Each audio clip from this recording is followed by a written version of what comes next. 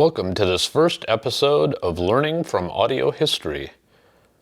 I'm Tom Martin, the executive publisher of the Nextscreen network, which includes The Absolute Sound, Hi-Fi Plus, and Winding Road. This series is going to talk about something that we hope is helpful, which is the history of audio. Each of our speakers will reflect on moments in their hi-fi careers, if you will, their experience with hi-fi, and talk about what they learned and what they observed. So we hope you can pick up at least two things from this. One is you can pick up some of the history of audio, which is kind of interesting. For some of you, that might even be a trip down memory lane. But even more, we hope you can learn from the experience that each of us has had with different equipment and different experiences using that equipment.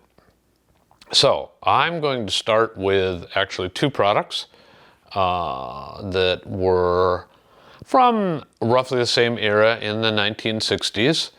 The Acoustic Research AR4X loudspeaker and the KLH 17. These were both small bookshelf speakers, so-called bookshelf speakers.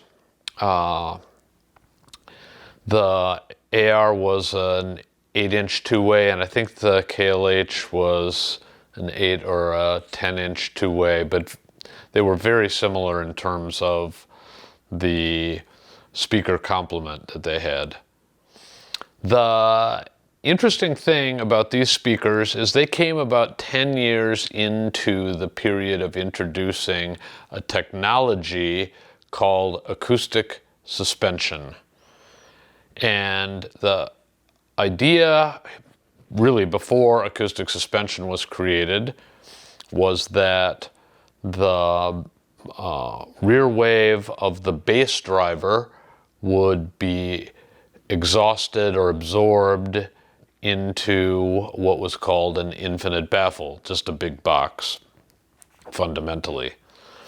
And the simplified version of the acoustic suspension notion was that you could put the bass driver, the bass speaker, into a smaller box and use the air that was trapped inside the sealed cabinet to create a spring kind of effect, and that spring kind of effect lowered the resonant point of the bass system, and by lowering the resonant point, you got better reproduction for that cabinet size at lower frequencies.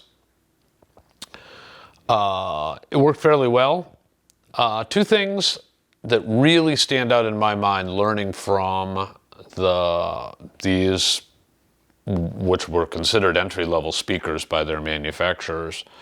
And I should not hesitate to mention that Acoustic Research is thought of as the inventor of the acoustic suspension concept. And KLH was founded by a team of people who left AR and went on to found KLH because they wanted to explore variations on this idea. Anyway, the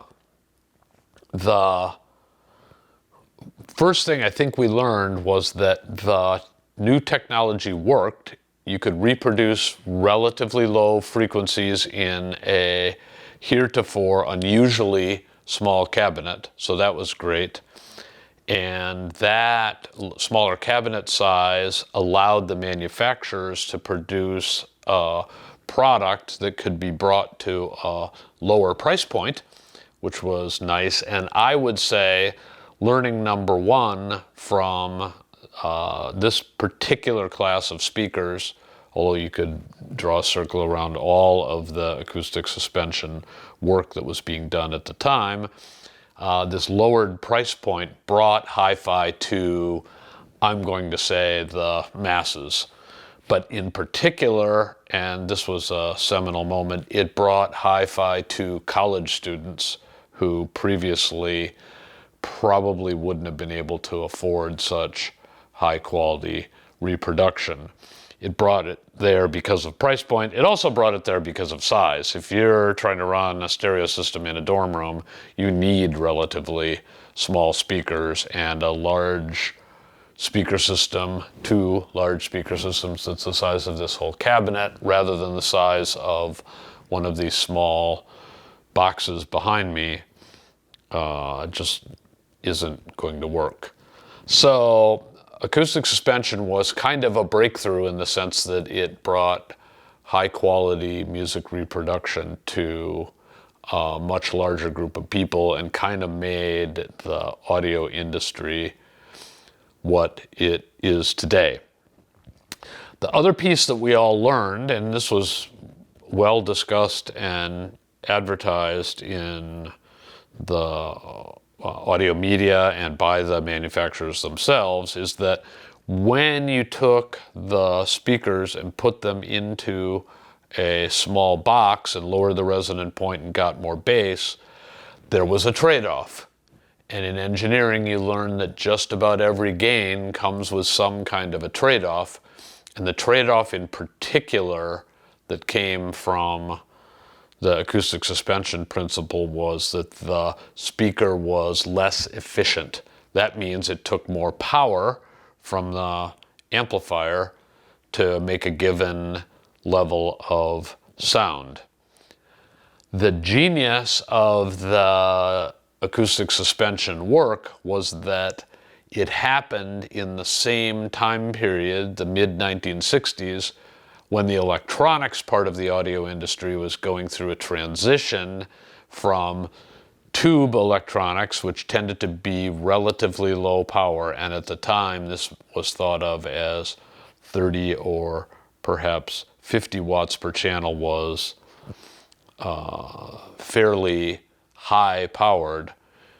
We were going through a transition from tubes to transistor power amplification, which made it less costly to have high power levels and allowed significantly higher power eventually to be produced in this kind of time frame.